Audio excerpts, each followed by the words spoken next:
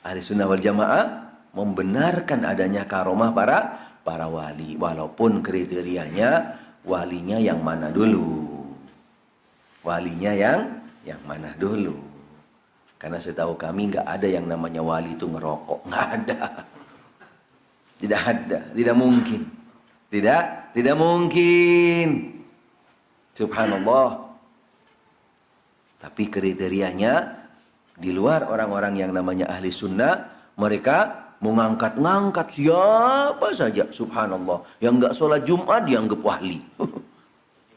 Sholat Jumatnya di Mekah katanya, dianggap wali. Orang yang begitu dianggap wali, subhanallah. Kan aneh gitu kan. Kriterianya tidak jelas. Tapi akidah ahli sunnah wal jamaah, kriteria walinya jelas diterangkan di dalam Al-Quran. Ala inna awliya Allahi la khawfun alaihim wa lahum yahzanun alladzina amanu wa kanu yattaqun. Jelas kriteria walinya.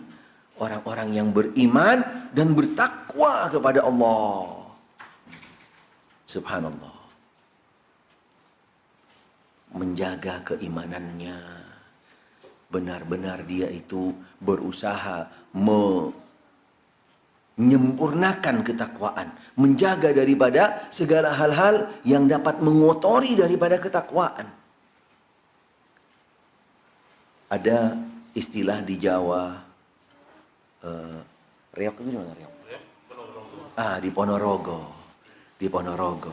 Istilah reok di Ponorogo itu yang pegang-pegang reoknya itu dinamain siapa? Namain siapa? Oh nggak paham? Warok. Iya kan? Apa kalimat warok itu? Bahasa Arab. Iya kan? Subhanallah.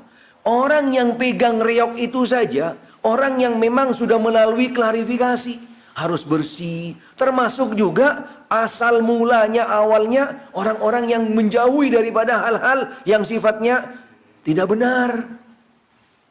Subhanallah. Bayangkan, megang itu saja, reok saja orang warok. Bagaimana orang yang memegang gelar wali? Akan sesederhana yang kita ketahui selama ini. Subhanallah. Karena mentang-mentang kuburannya diziarahin wali. Subhanallah. Iya kan? Tidak punya kriteria yang tepat. Kriteria yang memang benar-benar kembali kepada Al-Quran dan As-Sunnah. Semua kembali kepada perasaan. Kembali hanya sekedar banyak pengikutnya. Karena ini, karena itu. Subhanallah. Kalau kriteria wali itu istilahnya terlalu liar, bebas. Subhanallah. Setiap dari kita alhamdulillah jadi wali.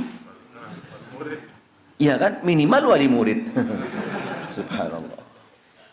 Tapi hal ini prinsip akidah. Pastinya dalam agama pun juga diberikan panduan. Diberikan panduan. Ada tuntunannya, ada batasannya, ada kriterianya. Bahkan di dalam Al-Quranul Karim sudah dijelaskan kriterianya tentang siapa itu wali. As-sahabah radhiyallahu ta'ala anhum, seperti Abu Bakar, tidak ada satupun para sahabat yang datang setelah beliau dari mulai Umar, Uthman, dan juga sahabat yang ada pada waktu itu di zaman beliau mengatakan Abu Bakar wali. Nggak ada. Pernah dengar riwayat yang mengatakan waliullah Abu Bakar As-Siddiq? Pernah dengar nggak? Subhanallah. Padahal as-sahabah, mereka lah orang-orang yang paling terdepan daripada imamnya para aulia setelah Rasulullah sallallahu alaihi wasallam. Subhanallah. Tapi di fenomena di negeri kita kan gampang sekali yang pakai nama gelar-gelar wali. Nyemprot-nyemprot mobilnya orang dibilang wali. Subhanallah. Kan bingung kita gitu kan, subhanallah. Dari mana kriteria ini gitu? Subhanallah. Merusak ini, merusak itu, dibilang wali. Bahkan sampai ada sebuah istilah, kami dengar langsung dari orang tua kami. Kalau dari golongan tertentu, ketika melakukan hal-hal yang menyimpang gitu kan, dinamakan majdub. Tapi kalau dari kelompok yang lain melakukan hal-hal yang sifatnya menyimpang, dibilang maghrum. Subhanallah.